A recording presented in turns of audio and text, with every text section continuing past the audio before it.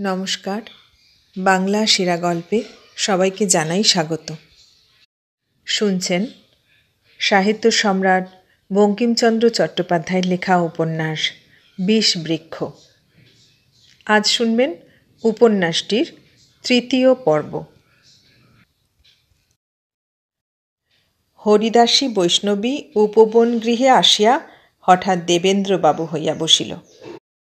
পাশে একদিকে আলবোলা, বিচিত্র রৌপ্য শৃঙ্খল দলমালাময়ী কলকল কল্লোল নিনাদিনী আলবোলা সুন্দরী দীর্ঘ ওষ্ঠ চুম্বনার্থ বাড়াইয়া দিলেন।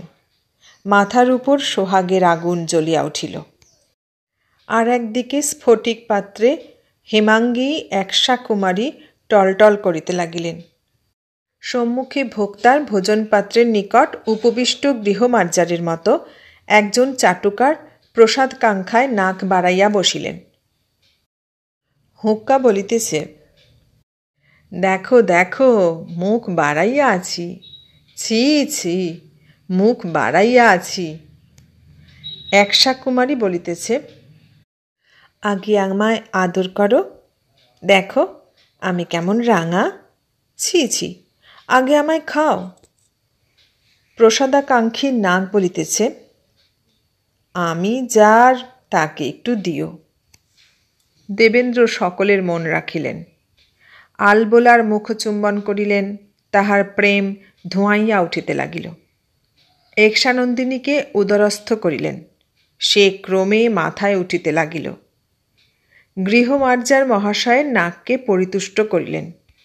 নাক 2-4 গেলাসের পর ডাকিতে আরম্ভ করিল। ভৃত্যেরা নাসিকাধারীকে গুরু মহাশয় গুরু মহাশয় করিয়া স্থানান্তরে রাখিয়া আসিল। তখন সুরেন্দ্র আসিয়া দেবেন্দ্রর কাছে বসিলেন এবং তাহার শারীরিক কুশলাদি জিজ্ঞাসার পর বলিলেন, আবার আজি তুমি কোথায় গিয়াছিলে? দেবেন্দ্র, ইহারই মধ্যে তোমার কানে গিয়াছে? সুরেন্দ্র, এই তোমার আরেকটি ভ্রম। তুমি মনে করো সব তুমি লুকিয়ে করো, কেহ জানিতে পারে না, কিন্তু পাড়ায় পাড়ায় ঢাক বাজে। দেবেন্দ্র, দোহাই ধর্ম, আমি কাহাকেও লুকাইতে চাহি না, কোন শালাকে লুকাইব? সুরেন্দ্র, সেও একটা বাহাদুরি মনে করিও না। তোমার যদি একটু লজ্জা থাকিত, তাহা হইলে আমাদেরও একটু ভরসা থাকিত। লজ্জা থাকিলে আর তুমি বৈষ্ণবী সেজে গ্রামে গ্রামে ঢলাতে যাও? দেবেন্দ্র, কিন্তু কেমন রসের বৈষ্ণবী দাদা? রসকলিটি দেখে ঘুরে পড়নি তো? সুরেন্দ্র, আমি সে পোড়ার মুখ দেখি নাই, দেখিলে 2 চাবুকে বৈষ্ণবী যাত্রা ঘুচিয়ে দিতাম। পরে দেবেন্দ্রের হস্ত হইতে মদ্যপাত্র কাড়িয়া লইয়া সুরেন্দ্র বলিতে লাগিলেন, এখন একটু বন্ধ করিয়া জ্ঞান থাকিতে থাকিতে 2 কথা শোনো, তারপর গিল। দেবেন্দ্র, বলো দাদা, আজ যে বড় চটা চটা দেখি, হৈমবতীর বাতাস গায়ে লেগেছে নাকি? সুরেন্দ্র দুর্মুখের কথায় কর্ণপাত না করিয়া বলিলেন, বৈষ্ণবী সেজেছিলে কার সর্বনাশ করবার জন্য? দেবেন্দ্র, তা কি জানো না? মনে নাই, তারা মাস্টারের বিয়ে হয়েছিল এক দেবকন্যার সঙ্গে।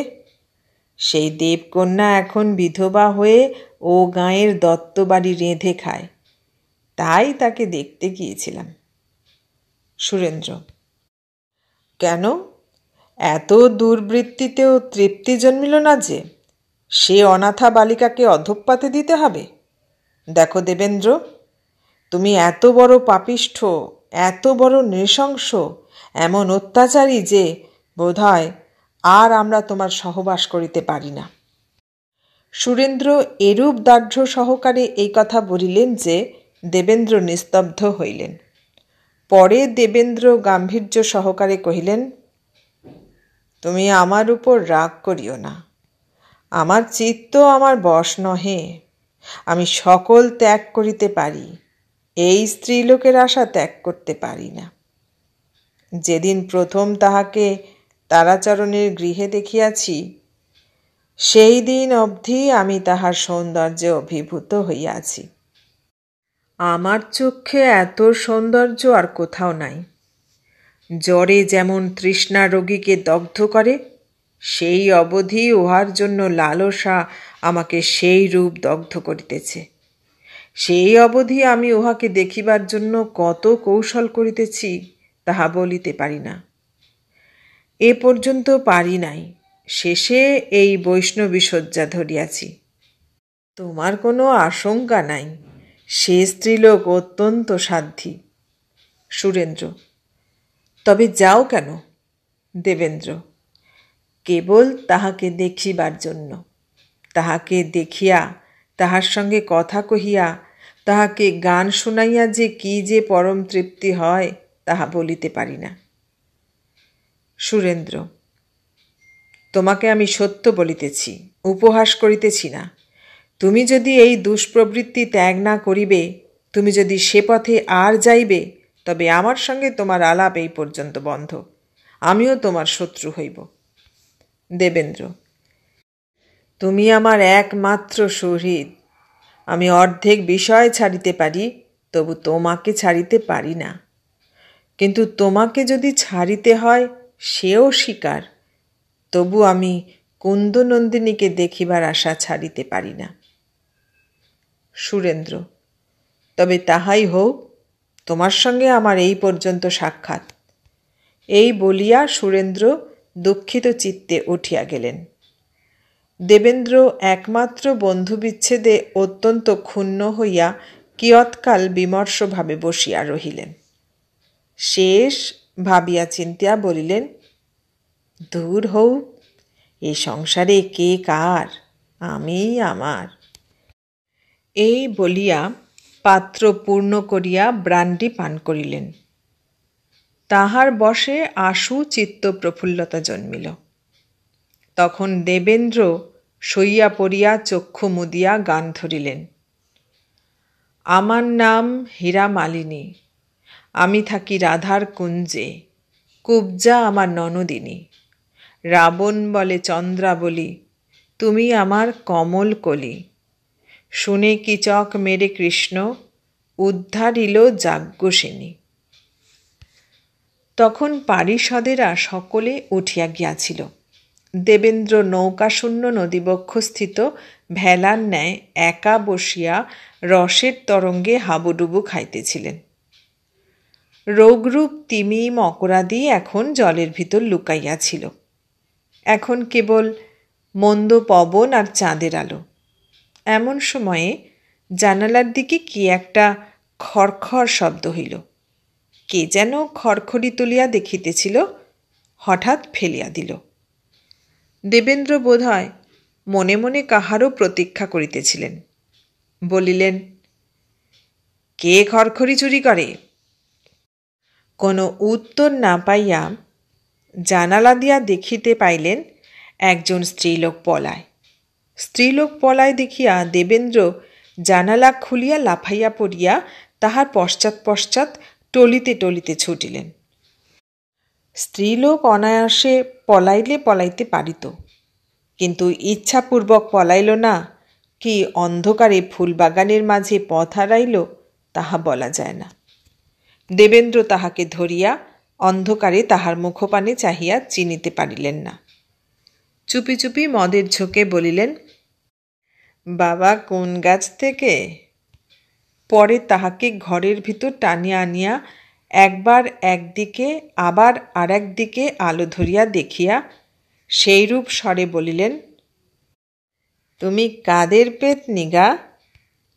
শেষে কিছু স্থির করিতে না পারিয়া বলিলেন, পারলেম না বাপ, আজ ফিরে যাও। অমাবস্যায় লুচি পাঁঠা দিয়ে পুজো দেব, আজ একটু কেবল ব্রান্ডি খেয়ে যাও। এই বলিয়া মদ্যপ স্ত্রীলোকটিকে বৈঠকখানায় বসাইয়া মদের গেলাস তাহার হাতে দিল। স্ত্রীলোকটি তাহা গ্রহণ না করিয়া নামাইয়া রাখিল। তখন মাতাল আলোটা স্ত্রীলোকের মুখের কাছে লইয়া গেল। এদিক ওদিক চারিদিক আলোটা ফিরাইয়া ফিরাইয়া গম্ভীরভাবে তাহাকে নিরীক্ষণ করিয়া শেষে হঠাৎ আলোটা ফেলিয়া দিয়া গান ধরিল, তুমি কে বট হে, তোমায় চেনো চেনো করি, কোথাও দেখেছি হে। তখন স্ত্রীলোক ধরা পড়িয়াছি ভাবিয়া বলিল, আমি হীরা। হুররে, 3 চেয়ার্স ফর হীরা বলিয়া মাতাল লাফাইয়া উঠিল। তখন আবার ভূমিষ্ঠ হইয়া হীরাকে প্রণাম করিয়া গ্লাস হস্তে স্তব করিতে আরম্ভ করিল। নমস্তস্যৈ নমস্তস্যৈ নমস্তস্যৈ নমো নমঃ। যা দেবী বটবৃক্ষেষু ছায়ারূপেণ সংস্থিতা, নমস্তস্যৈ নমস্তস্যৈ নমস্তস্যৈ নমো নমঃ। যা দেবী দত্তগৃহেষু হীরারূপেণ সংস্থিতা, নমস্তস্যৈ নমস্তস্যৈ নমস্তস্যৈ নমো নমঃ। যা দেবী পুকুরঘাটেষু চুপড়িহস্তেন সংস্থিতা, নমস্তস্যৈ নমস্তস্যৈ নমস্তস্যৈ নমো নমঃ। যা দেবী ঘরদ্বারেষু ঝাঁটাহস্তেন সংস্থিতা, নমস্তস্যৈ নমস্তস্যৈ নমস্তস্যৈ নমো নমঃ। তারপর মালিনী মাসি কি মনে করে? হীরা ইতিপূর্বেই বৈষ্ণবীর সঙ্গে সঙ্গে আসিয়া দিনমানে জানিয়া গিয়াছিল যে হরিদাসী বৈষ্ণবী ও দেবেন্দ্রবাবু একই ব্যক্তি। কিন্তু কেন দেবেন্দ্র বৈষ্ণবী বেশে দত্তগৃহে যাতায়াত করিতেছে, এ কথা জানা সহজ নহে। হীরা মনে মনে অত্যন্ত দুঃসাহসিক সংকল্প করিয়া এই সময়ে স্বয়ং দেবেন্দ্রের গৃহে আসিল। সে গোপনে উদ্যান মধ্যে প্রবেশ করিয়া জানালার কাছে দাঁড়াইয়া দেবেন্দ্রের কথাবার্তা শুনিয়াছিল। সুরেন্দ্রের সঙ্গে দেবেন্দ্রের কথোপকথন অন্তরাল হইতে শুনিয়া হীরা সিদ্ধ মনস্কাম হইয়া ফিরিয়া যাইতেছিল। যাইবার সময় অসাবধানে খড়খড়ি ফেলিয়া দিয়াছিল, ইহাতেই গোল বাঁধিল। এখন হীরা পলাইবার জন্য ব্যস্ত। দেবেন্দ্র তাহার হাতে আবার মদের গেলাস দিল। হীরা বলিল, আপনি খান। বলিবা মাত্র দেবেন্দ্র তাহা গলাধ্যকরণ করিলেন। সেই গেলাসে দেবেন্দ্রের পূর্ণমাত্রা হইল। 2-1 বার ঢুলিয়া দেবেন্দ্র শুইয়া পড়িলেন। হীরা তখন উঠিয়া পলাইল। দেবেন্দ্র তখন ঝিমকিনি মারিয়া গাইতে লাগিল, বয়স তাহার বছর 16, দেখতে শুনতে কালো কোলো, পিলে অগ্রমাসে মোলো, আমি তখন খানায় পড়ে। সে রাত্রে হীরা আর দত্তবাড়ি গেল না, আপন গৃহে গিয়া শয়ন করিল। পরদিন প্রাতে গিয়া সূর্যমুখীর নিকট দেবেন্দ্রের সংবাদ দিল। দেবেন্দ্র কুন্দের জন্য বৈষ্ণবী সাজিয়া যাতায়াত করে। কুন্দ যে নির্দোষী তাহা হীরাও বলিল না, সূর্যমুখীও বুঝিলেন না। হীরা কেন সে কথা লুকাইল, পাঠক তাহা ক্রমে বুঝিতে পারিবেন। সূর্যমুখী দেখিয়াছিলেন কুন্দ বৈষ্ণবীর সঙ্গে চুপি চুপি কথা কহিতেছেন, সুতরাং সূর্যমুখী তাহাকে দোষী মনে করিলেন। হীরার কথা শুনিয়া সূর্যমুখীর নীলোৎপল লোচন রাঙা হইয়া উঠিল। তাহার কপালের শিরা স্থূলতা প্রাপ্ত হইয়া প্রকটিত হইল। কমলও সকল শুনিলেন। কুন্দকে সূর্যমুখী ডাকাইলেন।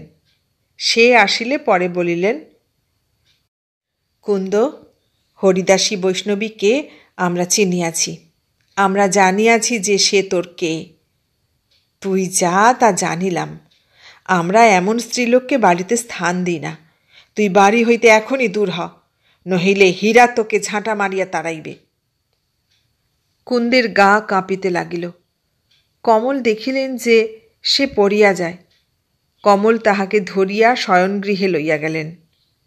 শয়নগৃহে থাকিয়া আদর করিয়া সান্ত্বনা করিলেন এবং বলিলেন, ও মাগি যাহা বলে বলুক, আমি উহার একটি কথাও বিশ্বাস করি না। গভীর রাত্রে গৃহস্থ সকলে নিদ্রিত হইলে কুন্দনন্দিনী শয়নাগারের দ্বার খুলিয়া বাহির হইল। 1 বসনে সূর্যমুখীর গৃহ ত্যাগ করিয়া গেল। সেই গভীর রাত্রে 1 বসনে 17 বর্ষিয়া অনাথিনী সংসার সমুদ্রে একা কেনে ঝাঁপ দিল। রাত্রি অত্যন্ত অন্ধকার, অল্প অল্প মেঘ করিয়াছে। কোথায় পথ? কে বলিয়া দিবে কোথায় পথ? কুন্দনন্দিনী কখনো দত্তদিগের বাটির বাহির হয় নাই। কোন দিকে কোথায় যাইবার পথ তাহা জানে না, আর কোথায় বা যাইবে? অট্টালিকার বৃহৎ অন্ধকারময় কায়া আকাশের গায়ে লাগিয়া রহিয়াছে। সেই অন্ধকার বেষ্টন করিয়া কুন্দনন্দিনী বেড়াইতে লাগিল।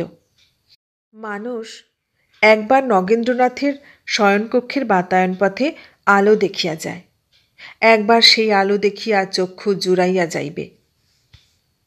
তাহার শয়নাগার চিনিত, ফিরিতে ফিরিতে তাহা দেখিতে পাইল। বাতায়ন পথে আলো দেখা যাইতেছে। কবাট খোলা, সার্সি বন্ধ, অন্ধকার মধ্যে 3টি জানেলা জ্বলিতেছে। তাহার উপর পতঙ্গজাতি উড়িয়া উড়িয়া পড়িতেছে। আলো দেখিয়া উড়িয়া পড়িতেছে, কিন্তু রুদ্ধ পথে প্রবেশ করিতে না পারিয়া কাচে ঠেকিয়া ফিরিয়া যাইতেছে। কুন্দনন্দিনী এই ক্ষুদ্র পতঙ্গদিগের জন্য হৃদয় মধ্যে পীড়িতা হইল। কুন্দনন্দিনী মুগ্ধ লোচনে সেই গবাক্ষ পথ প্রেরিত আলোক দেখিতে লাগিল। সে আলো ছাড়িয়া যাইতে পারিল না। শয়নাগারের সম্মুখে কতকগুলি ঝাউ গাছ ছিল। কুন্দনন্দিনী তাহার তলায় গবাক্ষ প্রতি সম্মুখ করিয়া বসিল। রাত্রি অন্ধকার, চারিদিক অন্ধকার। গাছে গাছে খদ্যোতের চাকচিক্য সহস্রে সহস্রে ফুটিতেছে, মুদিতেছে, মুদিতেছে, ফুটিতেছে। আকাশে কালো মেঘের পশ্চাতে কালো মেঘ ছুটিতেছে, তাহার পশ্চাতে আরও কালো মেঘ ছুটিতেছে, তৎপশ্চাতে আরও কালো। আকাশে 2-1টি নক্ষত্র মাত্র, কখনো মেঘে ডুবিতেছে, কখনো ভাসিতেছে। বাড়ির চারিদিকে ঝাউ গাছের শ্রেণী। সেই মেঘময় আকাশে মাথা তুলিয়া নিশাচর পিশাচের মতো দাঁড়াইয়া আছে। বায়ুর স্পর্শে সেই করাল বদনা নিশিথিনী অঙ্কে থাকিয়া তাহারা আপন আপন পৈশাচী ভাষায় কুন্দনন্দিনীর মাথার উপর কথা কহিতেছে। পিশাচেরাও করাল রাত্রির ভয়ে অল্প শব্দে কথা কহিতেছে। কদাচিৎ বায়ুর সঞ্চালনে গবাক্ষের মুক্ত কবাট প্রাচীরে বারেক মাত্র আঘাত করিয়া শব্দ করিতেছে। কাল পেঁচা সৌধপরি বসিয়া ডাকিতেছে। কদাচিৎ একটা কুকুর অন্য পশু দেখিয়া সম্মুখ দিয়া অতি দ্রুত বেগে ছুটিতেছে। কদাচিৎ ঝাউয়ের পল্লব অথবা ফল খসিয়া পড়িতেছে। দূরে নারিকেল বৃক্ষের অন্ধকার শিরোভাগ অন্ধকারে মন্দ মন্দ হেলিতেছে। দূর হইতে তালবৃক্ষের পত্রের তরতর মর্মর শব্দ কর্ণে আসিতেছে। সর্বোপরি সেই বাতায়ন শ্রেণীর উজ্জ্বল আলো জ্বলিতেছে, আর পতঙ্গদল ফিরিয়া ফিরিয়া আসিতেছে। কুন্দনন্দিনী সেই দিকে চাহিয়া রহিল। ধীরে ধীরে একটি গবাক্ষের সার্সি খুলিল। এক মনুষ্যমূর্তি আলোকপটে চিত্রিত হইল। হরি হরি, সে নগেন্দ্রের মূর্তি। নগেন্দ্র নগেন্দ্র, যদি ওই ঝাউতলার অন্ধকারের মধ্যে ক্ষুদ্র কুন্দকুসুমটি দেখিতে পাইতে। যদি তোমাকে গবাক্ষ পথে দেখিয়া তাহার হৃদয়াঘাতের শব্দ, দুপ দুপ শব্দ, যদি সে শব্দ শুনিতে পাইতে, যদি জানিতে পারিতে যে তুমি আবার এখনই সরিয়া অদৃশ্য হইবে, এই ভয়ে তাহার দেখার সুখ হইতেছে না। নগেন্দ্র, দ্বীপের দিকে পশ্চাৎ করিয়া দাঁড়াইয়াছ। একবার দ্বীপ সম্মুখে করিয়া দাঁড়াও। তুমি দাঁড়াও, সরিও না। কুন্দ বড় দুঃখিনী। দাঁড়াও, তাহা হইলে সেই পুষ্করিণীর স্বচ্ছ শীতল বাড়ি, তাহার তলে নক্ষত্র ছায়া, তাহার আর মনে পড়িবে না। ওই শুনো, কাল পেঁচা ডাকিল। তুমি সরিয়া যাইবে, আর কুন্দনন্দিনীর ভয় করিবে। দেখিলে বিদ্যুৎ, তুমি সরিও না, কুন্দনন্দিনীর ভয় করিবে। ওই দেখো, আবার কালো মেঘ পবনে চাপিয়া যে যুদ্ধে ছুটিতেছে। ঝড় বৃষ্টি হইবে, কুন্দকে কে আশ্রয় দিবে? দেখো, তুমি গবাক্ষ মুক্ত করিয়াছ, ঝাঁকে ঝাঁকে পতঙ্গ আসিয়া তোমার শয্যাগৃহে প্রবেশ করিতেছে। কুন্দ মনে করিতেছে, কি পুণ্য করিলে পতঙ্গ জন্ম হয়। কুন্দ, পতঙ্গ যে পুড়িয়া মরে। কুন্দ তাই চায়। মনে করিতেছে, আমি পুরিলাম, মরিলাম না কেন? নগেন্দ্র সার্সি বন্ধ করিয়া সরিয়া গেলেন। নির্দয়, ইহাতে কি ক্ষতি? না, তোমার রাত্রি জাগিয়া কাজ নাই, নিদ্রা যাও, শরীর অসুস্থ হইবে। কুন্দনন্দিনী মরে মরুক, তোমার মাথা না ধরে। কুন্দনন্দিনীর কামনা এই। এখন আলোকময় গবাক্ষ যেন অন্ধকার হইল। চাহিয়া চাহিয়া চাহিয়া চক্ষের জল মুছিয়া কুন্দনন্দিনী উঠিল। সম্মুখে যে পথ পাইল সেই পথে চলিল। কোথায় চলিল? নিশাচর পিশাচ ঝাউ গাছেরা সরসর শব্দ করিয়া জিজ্ঞাসা করিল, কোথায় যাও? তালগাছেরা তরতর করিয়া শব্দ করিয়া বলিল, কোথায় যাও? পেচক গম্ভীর নাদে বলিল, কোথায় যাও? উজ্জ্বল গবাক্ষ শ্রেণী বলিতে লাগিল, যায় যাউক, আমরা আর নগেন্দ্র দেখাইব না। তবু কুন্দনন্দিনী, নির্বোধ কুন্দনন্দিনী ফিরিয়া ফিরিয়া সেই দিকে চাহিতে লাগিল। কুন্দ চলিল, চলিল, কেবল চলিল। আকাশে আরও মেঘ ছুটিতে লাগিল। মেঘ সকল একত্র হইয়া আকাশেও রাত্রি করিল। বিদ্যুৎ হাসিল, আবার হাসিল, আবার। বায়ু গর্জিল, মেঘ গর্জিল, বায়ুতে মেঘেতে একত্র হইয়া গর্জিল। আকাশ আর রাত্রি একত্র হইয়া গর্জিল। কুন্দ, কোথায় যাইবে? ঝড় উঠিল। প্রথমে শব্দ, পরে ধূলি উঠিল, পরে গাছের পাতা ছিঁড়িয়া লইয়া বায়ু স্বয়ং আসিল। শেষে পিট পিট, পট পট, হু হু, বৃষ্টি আসিল। কুন্দ, কোথায় যাইবে? বিদ্যুতের আলোকে পথিপার্শ্বে কুন্দ একটা সামান্য গৃহ দেখিল। গৃহের চতুষ্পার্শ্বে মৃৎ প্রাচীর, মৃৎ প্রাচীরের ছোট চাল। কুন্দনন্দিনী আসিয়া তাহার আশ্রয়ে দ্বারের নিকটে বসিল। দ্বারে পিঠ রাখিয়া বসিল। দ্বার পিঠের স্পর্শে শব্দিত হইল। গৃহস্থ সজাগ। দ্বারের শব্দ তাহার কানে গেল। গৃহস্থ মনে করিল ঝড়, কিন্তু তাহার দ্বারে একটা কুকুর শয়ন করিয়া থাকে, সেটা উঠিয়া ডাকিতে লাগিল। গৃহস্থ তখন ভয় পাইল। আশঙ্কায় দ্বার খুলিয়া দেখিতে আইল। দেখিল আশ্রয়হীনা স্ত্রীলোক মাত্র। জিজ্ঞাসা করিল, কে গা তুমি? কুন্দ কথা কহিল না। কে রে মাগি? কুন্দ বলিল, বৃষ্টির জন্য দাঁড়াইয়াছি। গৃহস্থ ব্যগ্রভাবে বলিল, কি কি কি? আবার বলতো। কুন্দ বলিল, বৃষ্টির জন্য দাঁড়াইয়াছি। গৃহস্থ বলিল, ও গলা যে চিনি বটে, ঘরের ভিতরে এসো তো। গৃহস্থ কুন্দকে ঘরের ভিতর লইয়া গেল। আগুন করিয়া আলো জ্বালিল। কুন্দ তখন দেখিল হীরা। হীরা বলিল, বুঝিয়াছি, তিরস্কারে পলাইয়াছ। ভয় নাই, আমি কাহারও সাক্ষাতে বলিব না। আমার এইখানে 2 দিন থাকো। হীরার বাড়ি প্রাচীর আঁটা, 2টি ঝরঝরে মেটে ঘর। তাহাতে আলেপনা, পদ্ম আঁকা, পাখি আঁকা, ঠাকুর আঁকা। উঠান নিকানো, এক পাশে রাঙা শাক, তার কাছে দোপাটি, মল্লিকা, গোলাপ ফুল। বাবুর বাড়ির মালি আপনি আসিয়া চারা আনিয়া ফুল গাছ পুতিয়া দিয়া গিয়াছিল। হীরা চাহিলে চাই কি বাগান শুদ্ধই উহার বাড়ি তুলিয়া দিয়া যায়। মালির লাভের মধ্যে এই, হীরা আপন হাতে তামাকু সাজিয়া দেয়। হীরা কালো চুরি পরা হাতখানিতে হুঁকা ধরিয়া মালির হাতে দেয়। মালি বাড়ি গিয়া রাত্রে তাই ভাবে। হীরার বাড়ি হীরার আই থাকে আর হীরা। এক ঘরে আই, এক ঘরে হীরা শোয়।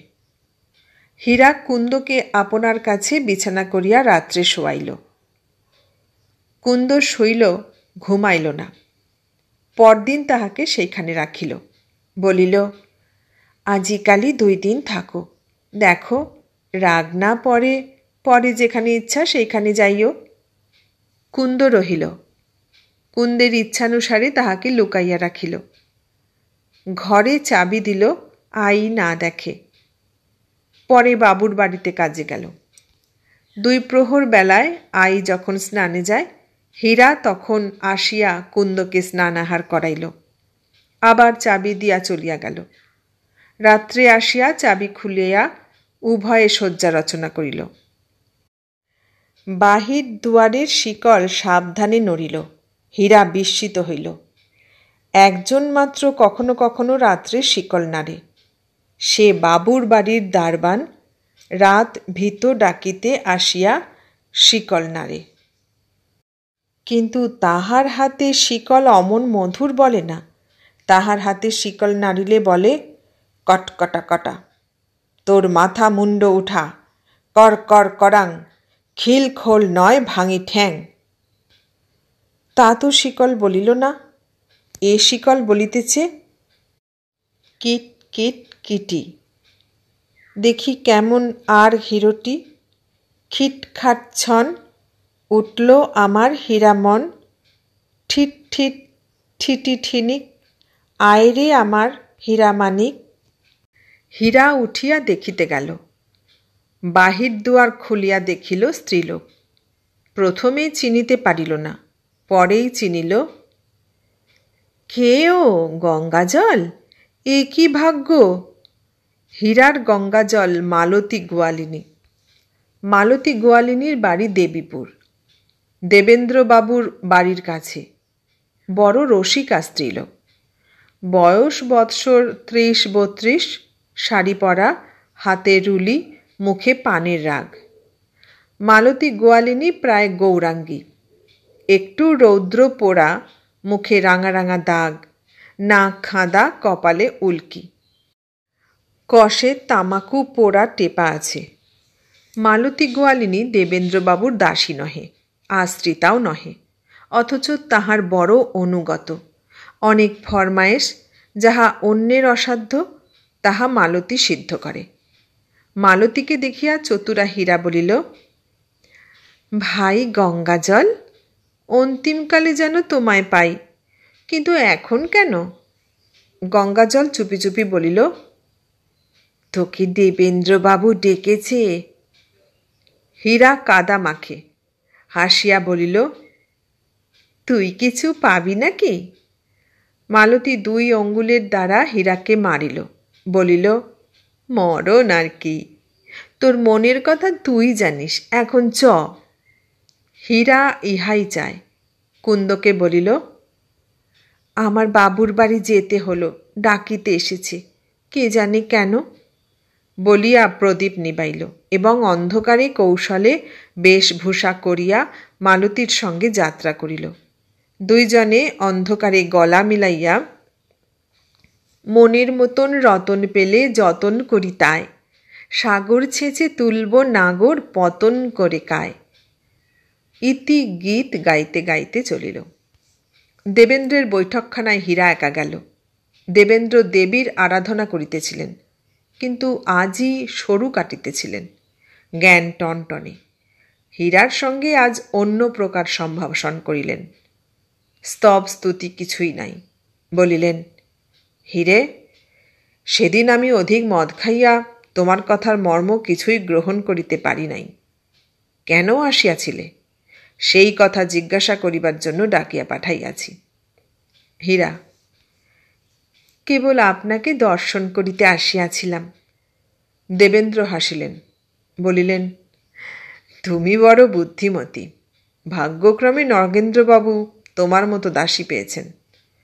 বুঝিলাম তুমি হরিদাসী বৈষ্ণবীর তত্ত্বে এসেছিলে, আমার মনের কথা জানিতে এসেছিলে। কেন আমি বৈষ্ণবী সাজি, কেন দত্তবাড়ি যাই, এই কথা জানিতে আসিয়াছিলে। তাহা এক প্রকার জানিয়াও গিয়াছ। আমিও তোমার কাছে সে কথা লুকাইব না। তুমি প্রভুর কাজ করিয়া প্রভুর কাছে পুরস্কার পাইয়াছ, সন্দেহ নাই। এখন আমার একটি কাজ করো, আমিও পুরস্কার করিব। মহাপাপে নিমগ্ন যাহাদিগের চরিত্র, তাহাদিগের সকল কথা স্পষ্ট করিয়া লেখা বড় কষ্টকর। দেবেন্দ্র হীরাকে বহুল অর্থের লোভ প্রদর্শন করিয়া কুন্দকে বিক্রয় করিতে বলিলেন। শুনিয়া ক্রোধে হীরার পদ্মপলাশ চক্ষু রক্তময় হইল, কর্ণরন্ধ্রে অগ্নিবৃষ্টি হইল। হীরা গাত্রোত্থান করিয়া কহিল, মহাশয়, আমি দাসী বলিয়া এরূপ কথা বলিলেন, ইহার উত্তর আমি দিতে পারিব না। আমার মুনিবকে বলিব, তিনি উহার উপযুক্ত উত্তর দিবেন। এই বলিয়া হীরা বেগে প্রস্থান করিল। দেবেন্দ্র ক্ষণেককাল অপ্রতিভ এবং ভগ্নোৎসাহ হইয়া নীরব হইয়াছিলেন। পরে প্রাণ ভরিয়া 2 গ্লাস ব্রান্ডি পান করিলেন। তখন প্রকৃতিস্থ হইয়া মৃদু মৃদু গান গাহিলেন। এসেছিল বকনা গরু, পর গোয়ালে যাবনা খেতে। প্রাতে উঠিয়া হীরা কাজে গেল। দত্তের বাড়িতে 2 দিন পর্যন্ত বড় গোল কুন্দকে পাওয়া যায় না। বাড়ির সকলেই জানিল যে সে রাগ করিয়া গিয়াছে। পাড়া প্রতিবাসীরা কেহ জানিল, কেহ জানিল না। নগেন্দ্র শুনিলেন যে কুন্দ গৃহত্যাগ করিয়া গিয়াছে। কেন গিয়াছে কেহ তাহা শুনাইল না। নগেন্দ্র ভাবিলেন, আমি যাহা বলিয়াছিলাম তাহা শুনিয়া কুন্দ আমার গৃহে আর থাকা অনুচিত বলিয়া চলিয়া গিয়াছে। যদি তাই, তবে কমলের সঙ্গে গেল না কেন? নগেন্দ্রর মুখ মেঘাচ্ছন্ন হইল। কেহ তাহার নিকটে আসিতে সাহস করিল না। সূর্যমুখীর কি দোষ তাহা কিছু জানিলেন না, কিন্তু সূর্যমুখীর সঙ্গে আলাপ বন্ধ করিলেন। গ্রামে গ্রামে পাড়ায় পাড়ায় কুন্দনন্দিনীর সন্ধানার্থ স্ত্রীলোক চর পাঠাইলেন। সূর্যমুখী রাগে বা ঈর্ষার বশীভূত হইয়া যাহাই বলুন, কুন্দের পলায়ন শুনিয়া অতিশয় কাতর হইলেন। বিশেষ কমলমণি বুঝাইয়া দিলেন যে দেবেন্দ্র যাহা বলিয়াছিল তাহা কদাচ বিশ্বাসযোগ্য নহে। কেননা দেবেন্দ্রের সহিত গুপ্ত প্রণয় থাকিলে কখনো অপ্রচার থাকিত না। আর কুন্দের যেরূপ স্বভাব, তাহাতে কদাচ ইহা সম্ভব বোধ হয় না। দেবেন্দ্র মাতাল, মদের মুখে মিথ্যা বড়াই করিয়াছে। সূর্যমুখী এ সকল কথা বুঝিলেন, এজন্য অনুতাপ কিছু গুরুতর হইল। তাহাতে আবার স্বামীর বিরাগে আরও মর্মব্যথা পাইলেন। শতবার কুন্দকে গালি দিতে লাগিলেন, সহস্রবার আপনাকে গালি দিলেন। তিনিও কুন্দের সন্ধানে লোক পাঠাইলেন। কমল কলিকাতায় যাওয়া স্থগিত করিলেন। কমল কাহাকেও গালি দিলেন না, সূর্যমুখীকেও অনুমাত্র তিরস্কার করিলেন না। কমল গলা হইতে কণ্ঠহার খুলিয়া লইয়া গৃহস্থ সকলকে দেখাইয়া বলিলেন, যে কুন্দকে আনিয়া দিবে তাহাকে এই হার দিব। পাপী হীরা এইসব দেখে শুনে কিন্তু কিছু বলে না। কমলের হার দেখিয়া একবার লোভ হইয়াছিল, কিন্তু সে লোভ সম্বরণ করিল। দ্বিতীয় দিন কাজ করিয়া 2 প্রহরের সময়ে আইর স্নানের সময় বুঝিয়া কুন্দকে খাওয়াইল। পরে রাত্রে আসিয়া উভয়ে শয্যা রচনা করিয়া শয়ন করিল। কুন্দ বা হীরা কেহই নিদ্রা গেল না। কুন্দ আপনার মনের দুঃখে জাগিয়া রহিল, হীরা আপন মনের সুখ দুঃখে জাগিয়া রহিল। সেও কুন্দের ন্যায় বিছানায় শুইয়া চিন্তা করিতেছিল। যাহা চিন্তা করিতেছিল তাহা মুখে অবাচ্য, অতি গোপন। ও হিরে, ছি ছি হিরে, মুখখানি তো দেখিতে মন্দ নয়, বয়স নবীন, তবে হৃদয় মধ্যে এত খলকপট কেন? কেন বিধাতা তাহাকে ফাঁকি দিল কেন? বিধাতা তাহাকে ফাঁকি দিয়াছে, সেও সকলকে ফাঁকি দিতে চায়। হীরাকে সূর্যমুখীর আসনে বসাইলে হীরার কি খলকপট থাকিত? হীরা বলে না। হীরাকে হীরার আসনে বসাইছে বলিয়াই হীরা হীরা। লোক বলে সকলই দুষ্টের দোষ। দুষ্ট বলে, আমি ভালো মানুষ হইতাম, কিন্তু লোকের দোষে দুষ্ট হইয়াছি। লোক বলে, 5 কেন 7 হইল না? 5 বলে, আমি 7 হইতাম, কিন্তু 2 আর 5-এ 7 বিধাতা অথবা বিধাতার সৃষ্ট লোক যদি আমাকে 8-2 দিত, তা হইলেই আমি 7 হইতাম। হীরা তাহাই ভাবিতেছিল। হীরা ভাবিতেছিল, এখন কি করি? পরমেশ্বর যদি সুবিধা করিয়া দিয়াছেন, তবে আপনার দোষে সব নষ্ট না হয়। এদিকে যদি কুন্দকে দত্তের বাড়ি ফিরিয়া লইয়া যাই, তবে কমল হাট দিবে, গৃহিণীও কিছু দিবেন। বাবুকেই কি ছাড়িব? আর যদি এদিকে কুন্দকে দেবেন্দ্রবাবুর হাতে দিই, তাহলে অনেক টাকা নগদ পাই, কিন্তু সে তো প্রাণ থাকিতে পারিব না। আচ্ছা, দেবেন্দ্র কুন্দকে কি এত সুন্দরী দেখেছে? আমরা গতর খাটিয়ে খাই, আমরা যদি ভালো খাই, ভালো পড়ি, পটের বিবির মতো ঘর তোলা থাকি, তাহলে আমরাও অমন হতে পারি। আর এটা মিনমিনে ঘ্যান ঘ্যানে প্যান প্যানে, সে দেবেন্দ্রবাবুর মর্ম বুঝিবে কি? পাঁক নইলে পদ্মফুল ফুটে না, আর কুন্দ নইলে দেবেন্দ্রবাবুর মনোহরণ হয় না। তা যার কপালে যা, আমি রাগ করি কেন? রাগ করি কেন? হা, কপাল! আর মনকে চোখ ঠাড়িয়ে কি হবে? ভালোবাসার কথা শুনিলে হাসিতাম, বলিতাম ওসব মুখের কথা, লোকে একটা প্রবাদ আছে মাত্র। এখন আর তো হাসিব না। মনে করিয়াছিলাম, যে ভালোবাসে সে বাসুক, আমি তো কখনো কাহাকে ভালোবাসিব না। ঠাকুর বললে, রহ, তোরে মজা দেখাচ্ছি। শেষে বেগারের দৌলতে গঙ্গা স্নান, পরের চোর ধরতে গিয়ে আপনার প্রাণটা চুরি গেল। কি মুখখানি, কি গড়ন, কি গলা! অন্য মানুষের কি এমন আছে? আবার মিনসে আমায় বলে, কুন্দকে এনে দে। আর বলতে লোক পেলেন না?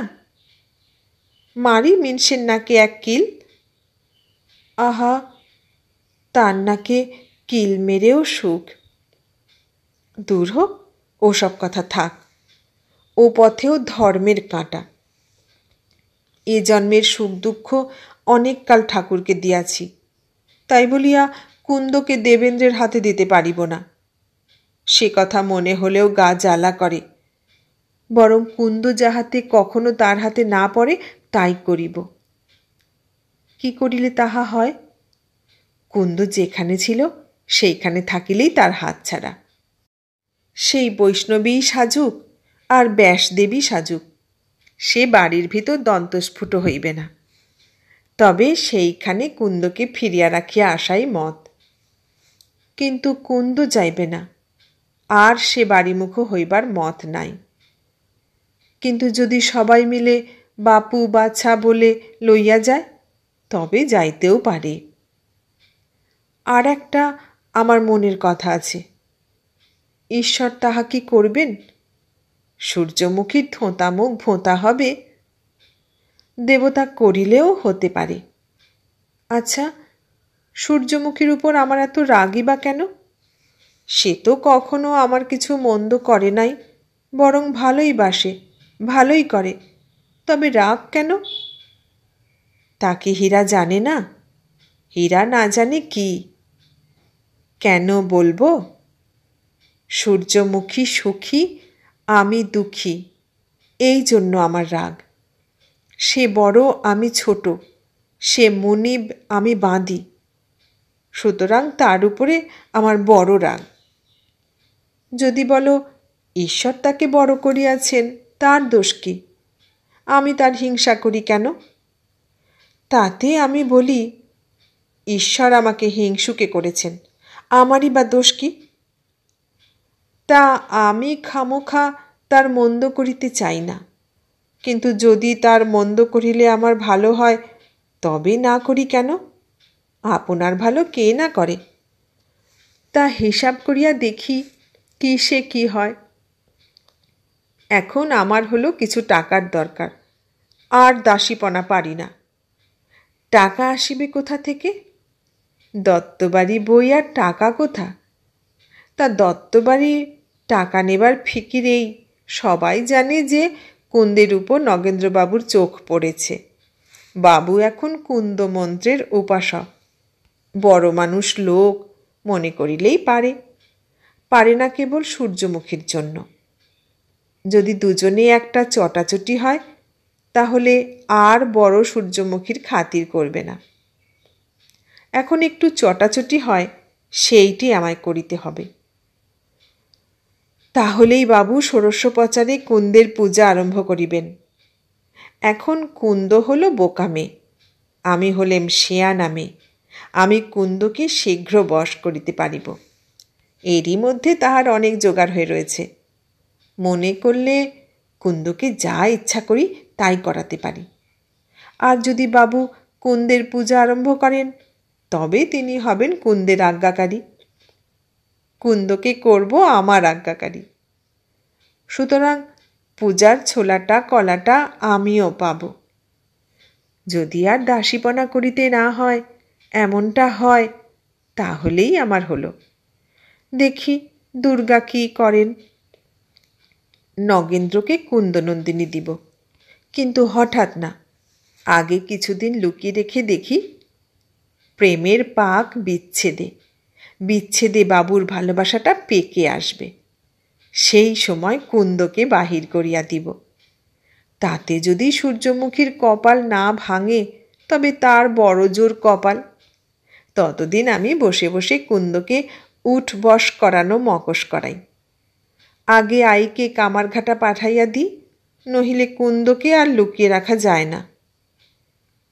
এইরূপ কল্পনা করিয়া পাপিষ্ঠা হীরা সেইরূপ আচরণে প্রবৃত্ত হইল। ছল করিয়া আইকে কামারঘাটা কুটুম্ব বাড়ি পাঠাইয়া দিল এবং কুন্দকে অতি সঙ্গোপনে আপন বাড়িতে রাখিল।